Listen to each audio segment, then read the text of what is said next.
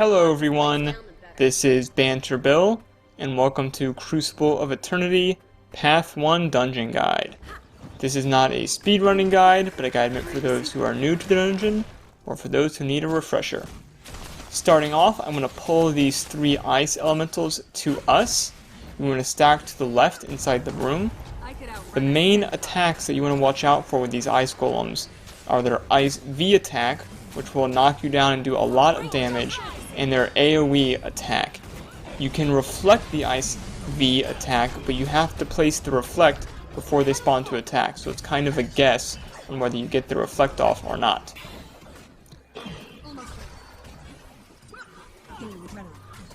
So it looks like the ranger's pet had this one aggroed, so we just go ahead and kill it out in the open. The next mob has a set of wolves that can chain knock you down if you're not careful. As a warrior, I sometimes like to use shield to try to bait out the knockdown attacks. If you're a thief, you can blind them. If you're a guardian, you can use stability, but those wolves chain knockdown can be very annoying.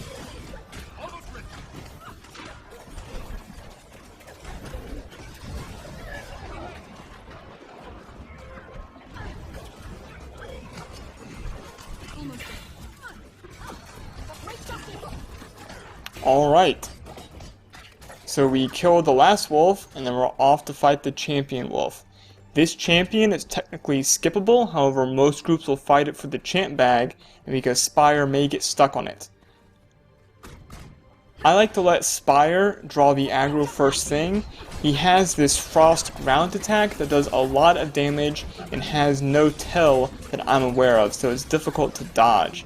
If you let Spire go in first, he'll draw off the attack, so you can DPS it in peace. So we kill the champion. If the silver mob is there too, I like to kill it as well. We got lucky with the RNG and it was off to the side. You can speed up Spire using swiftness. I like to use my Warhorn 4 or Banner 3 if I have it. Stand back. Watch me push the button. Ooh, maybe I'll flip it over.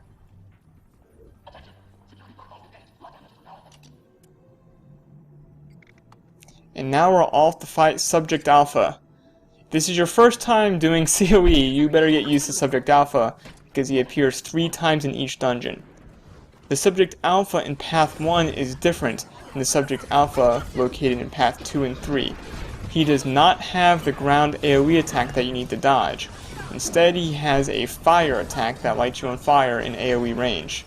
Thus, you don't have to dodge if you don't want to. If you can take the damage using Healing Sinnet or Protection or something, you can just keep doing melee. Our Mesmer pulled him into the corner, which is nice for us warriors, although it's not required since the SGF nerf.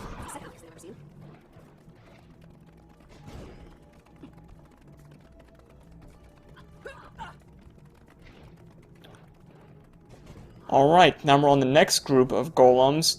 Most groups will stack inside to the left. I recommend bringing blinds and stability for these guys, as they do have knockdowns. As a warrior, I like to wait till they're all grouped up and use Mace 5 to knock them down myself. Looks like we didn't get everything in the stack properly, so we have to pull them one at a time.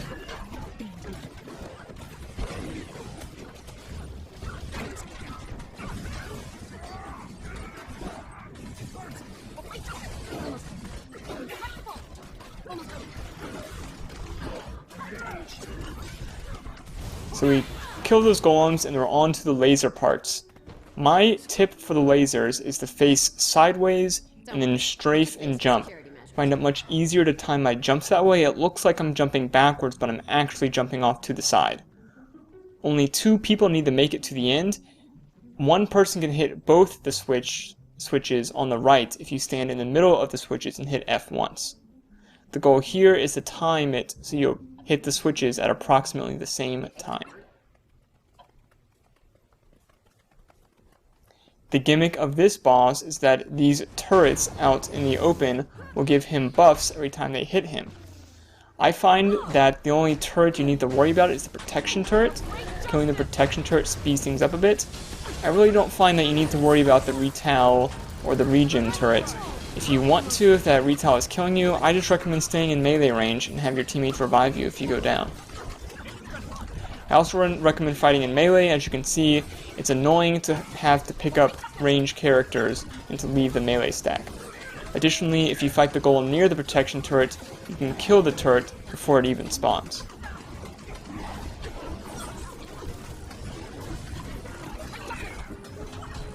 The main attack you need to watch out for him, he will drop a flame wall on the ground, and then a static field which will stun you and do a lot of damage if you walk through it.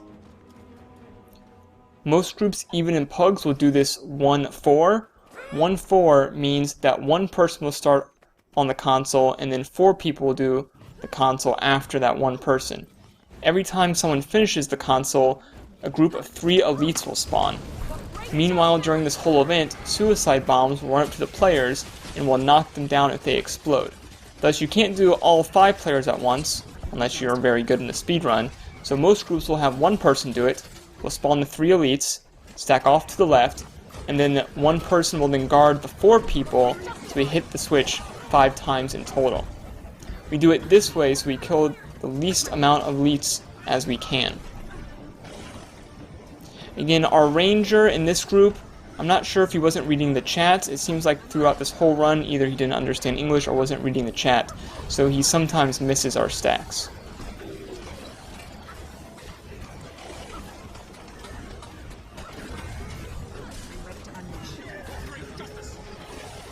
So we kill the 3 elites, and then we're going to revive the ranger because we need to for the 1-4 to work properly. As a warrior, I'm just going to axe spam and guard them. It's critical that these 4 people all go at the same time. If only 3 go, then 9 elites are going to spawn, which is very annoying. If that happens, I recommend backing out into the previous hallway and fighting them there. We had a little trouble coordinating this. Again, I'm not sure if the ranger was reading chat or not. Eventually our group gets a little frustrated with the ranger and boots him. They do it on the last boss, which is kind of disappointing for him, but he wasn't really reading the chat. So here as a warrior, I'm just spamming 1 on axe and protecting my teammates as they all hit this console at the same time.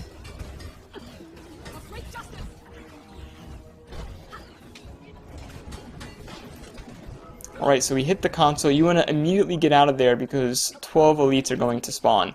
So leave the console and head straight to the next boss, which again is Subject Alpha. So most groups will stack behind these boxes.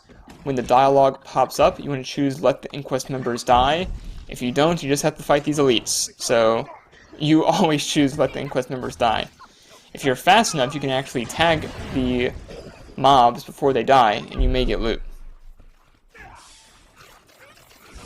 Again, this alpha is not the same alpha as Path 2 and 3. You do not need to dodge his ground AoE attacks.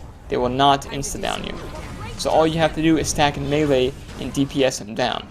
Protection helps because that fire hurts, that ground attack does hurt, but you can pick up people in melee range if you need to.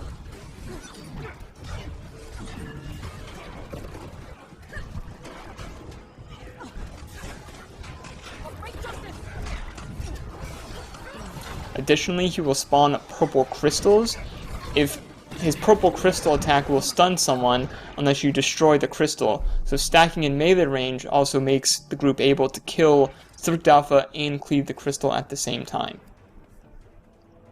Now the gimmick with this boss is you have to lure him into one of these pillars off to the side. You want to trick him into charging these pillars. To do that, I recommend standing on the side of the pillars, not behind them. And so he'll charge into you, but he'll hit the pillar first. Once he hits the pillar, he'll lose his scales of Jormag and become vulnerable to damage. I want to point out that when he loses his scales, he does not have Defiant. So if you can manage it, you can chain knock him down.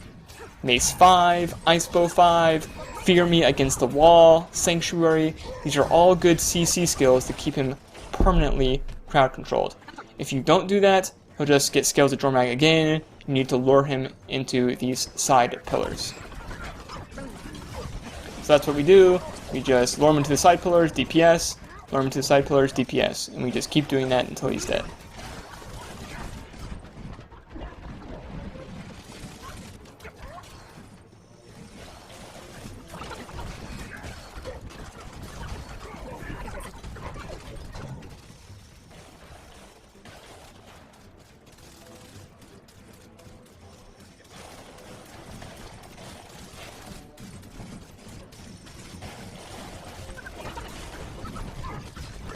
Alright, then off to fight Subject Alpha.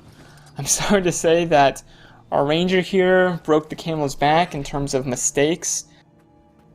I tried to keep him in the group, but our group booted him, which is understandable because he wasn't reading chat. Here's what caused us the wipe. We were stacking on Subject Alpha, and the ranger pushed him away with his longbow. That was the straw that broke the camel's back. So on this last alpha fight, we're going to stack behind the boxes starting off. If that doesn't pull him properly, you can just move to the other side of the boxes, so that's what we do.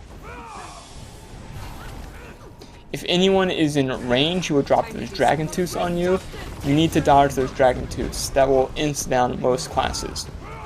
Otherwise, you just want to melee him against the bosses. He's the same as the previous Subject Alpha fight.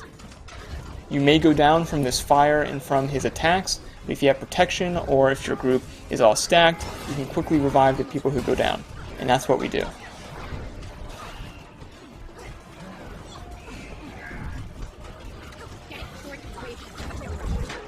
And that is the end of the dungeon. To end the event, you want to kill all the Uzis that come out of Subject Alpha, and then you can take the submarine to escape. So I'll take the submarine just to show you guys where it goes. Thanks for watching.